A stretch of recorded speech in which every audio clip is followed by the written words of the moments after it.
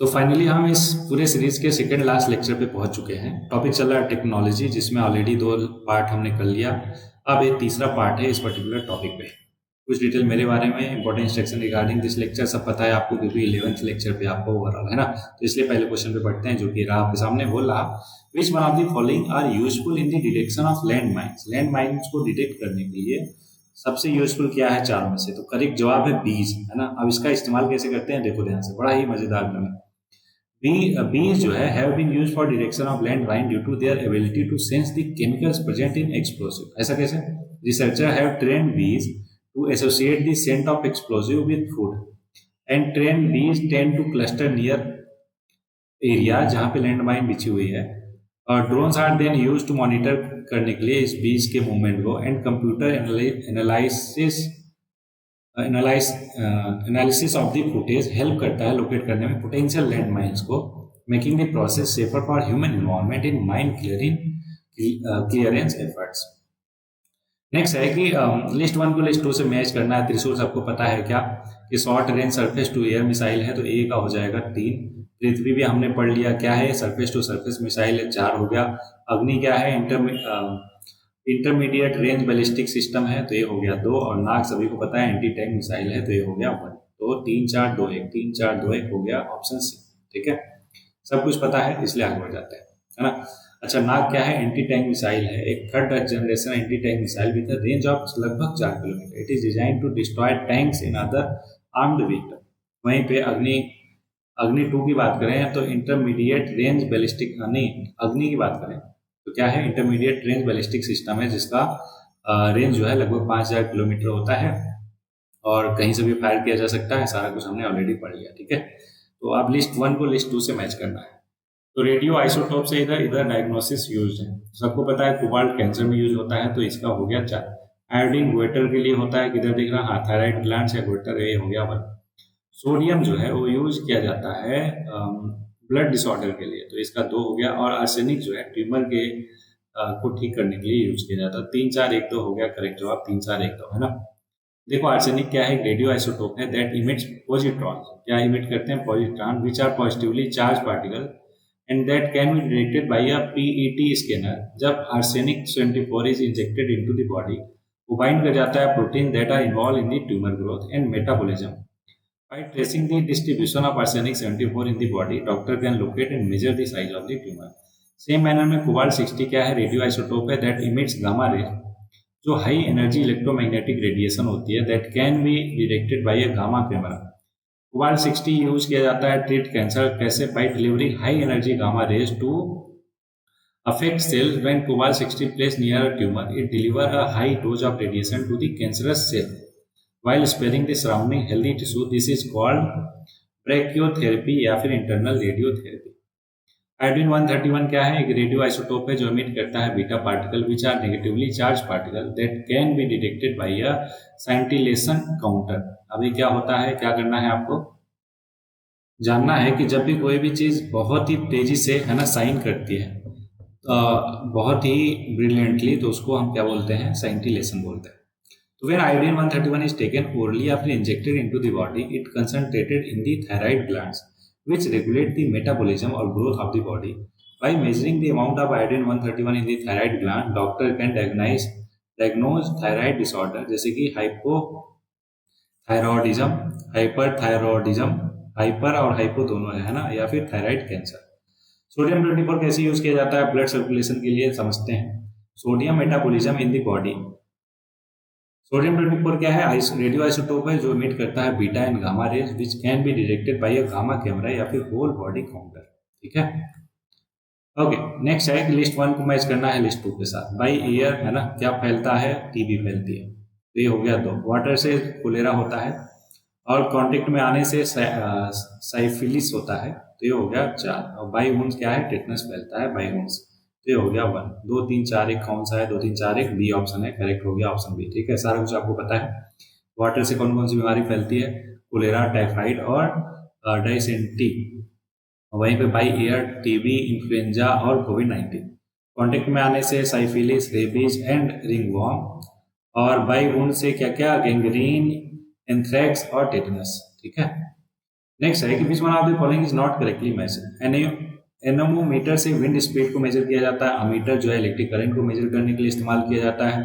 Tacheometer जो है pressure different को नहीं, ये लोकेशन है ना, सर्वेइंग में यूज किया जाता है, अभी डिटेल में समझाते हैं, डोंट वरी। पायरोमीटर क्या है, हाई टेम्परेचर को मेजर करने के लिए यूज किया जाता है, बिल्कुल सही है, लेकिन हमारा करेक्ट हमसे क्या पूछा था, नॉट करेक्टली मैच, तो ऑप्शन सी जो है नॉट करेक्टली मैच। देखो टेक्नोमीटर एक टाइप ऑफ थियोडोलाइट है, अगर आप सर्वेइंग किए हो सिविल इंजीनियरिंग या फिर इवन डिप्लोमा भी किया हो तो आपको पता होगा थियोडोलाइट क्या होता है। यूज किया जाता है रैपिड सर्वेइंग के लिए, by which the horizontal and vertical position of a point on the earth surface relative to one another are determined without using a chain या फिर टेप और a separate levelling instrument. It is also known as a tacheometer या फिर stadia theodolite.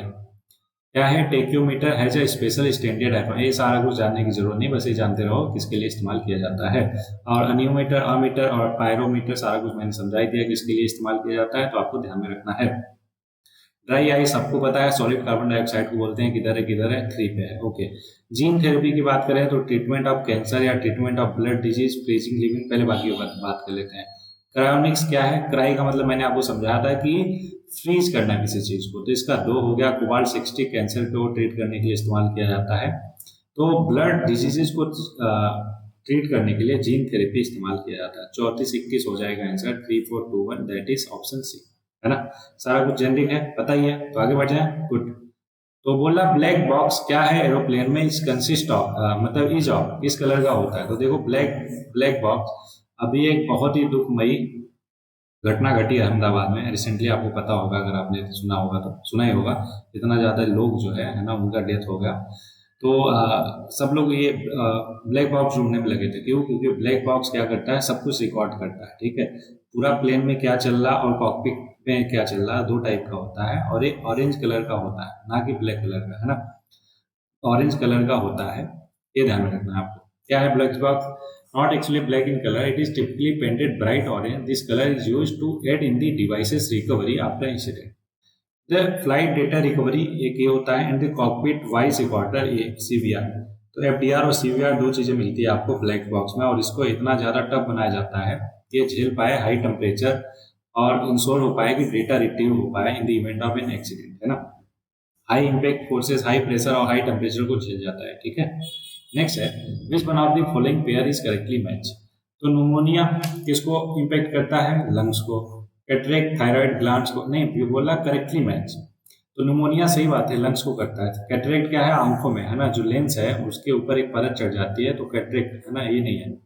Jaundice जो है आई को impact नहीं करता है। डायबिटीज जो है लीवर को नहीं, शुगर से रिलेटेड है डायबिटीज, तो तीनों गलत है। करेक्ट जो क्या हो गया, ऑप्शन है न्यूमोनिया। तो न्यूमोनिया जो है एक इन्फेक्शन है जो इन्फ्लेम्स करता है ईयर सैक इन वन या फिर बोथ लंग्स। कैटरेक्ट क्या है, clouding of lens in the eye, not the thyroid glands. और जॉन्डिस वहीं पे कंडीशन है जो कॉज करता है yellowing of the skin and the whites of the eyes. और डायबिटीज एक डिजीज है जो अफेक्ट करता है how your body uses glucose, a type of sugar, not the liver. Next question है, which of the following is not correctly match. Voltmeter क्या major करता है, पोटेंशियल डिफरेंस, सही बात है। अमीटर अभी देखा इलेक्ट्रिक करंट। पोटेंशियोमीटर की बात करें तो इलेक्ट्रोमोटिव फोर्स, बिल्कुल। अच्छा ध्यान रहे, फोर्स नहीं है, ये भी क्या है, ये भी पोटेंशियल डिफरेंस है ना, इलेक्ट्रिक पोटेंशियल ये है वैल्यू भी।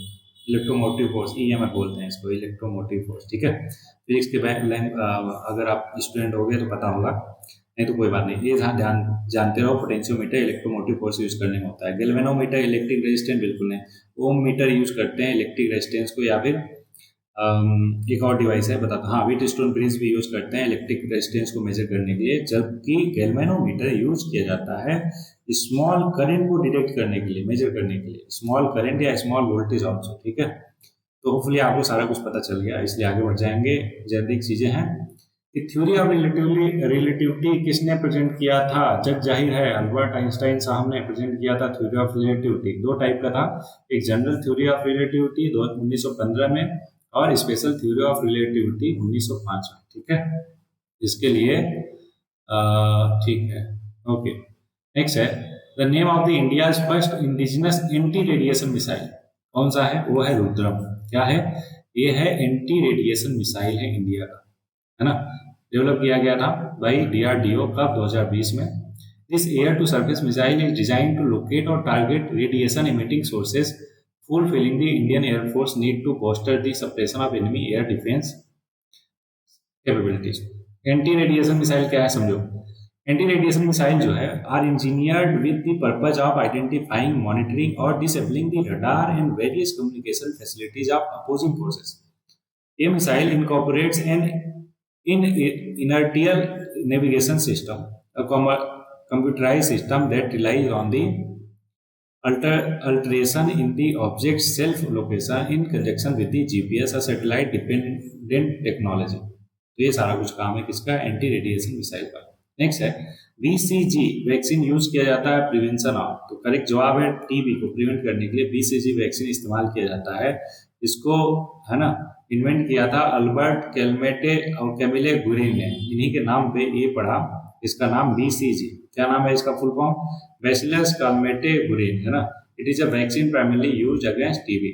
It is named after the inventor. बता ही दिया मैंने. The vaccine is made from a weekend strain of the Mycobacterium bovis. एक टाइप ऑफ बैक्टीरिया है जो कॉज करता है टीबी. कहाँ? केटल में. वैक्सीन स्टिमुलेट करता है इम्यून सिस्टम को फाइट करने के लिए against TB bacteria without causing the infection. The vaccine is given by injecting into the skin. तो इतना ही था इस लेक्चर में. बहुत छोटा सा लेक्चर था. होपफुली आपको सारे क्वेश्चन अच्छे से क्लियर होंगे. तो जैसा कि लास्ट में 2 लाइन रहती है तो आज के लिए है कि What you get by achieving your goal is not as important as what you become by achieving your goals. बहुत बार ऐसा होता है कि हम इससे मोटिवेटेड होते हैं कि हमें क्या मिलेगा, ये मिलेगा, बंगला मिलेगा, है ना, गाड़ी मिलेगी, नौकर चाकर मिलेंगे, ब्ला ब्ला ब्ला, राइट. उसी से हम मोटिवेटेड रहते हैं. लेकिन कभी आपने ये सोचा है कि यार अगर कल को आप अपने पोजीशन पे पहुंच जाओगे, जो गोल है अचीव कर लोगे, तो आप क्या बन जाओगे. तो आपके अंदर इतना ज़्यादा पोटेंशियल है ना, इतना ज़्यादा हार्ड वर्किंग, इतना ज़्यादा कंसिस्टेंसी वाला पर्सन डेवलप हो जाएगा कि उस लेवल पे पहुंच के आप एक बेहतर से बेहतरीन इंसान बन जाओगे. और प्लस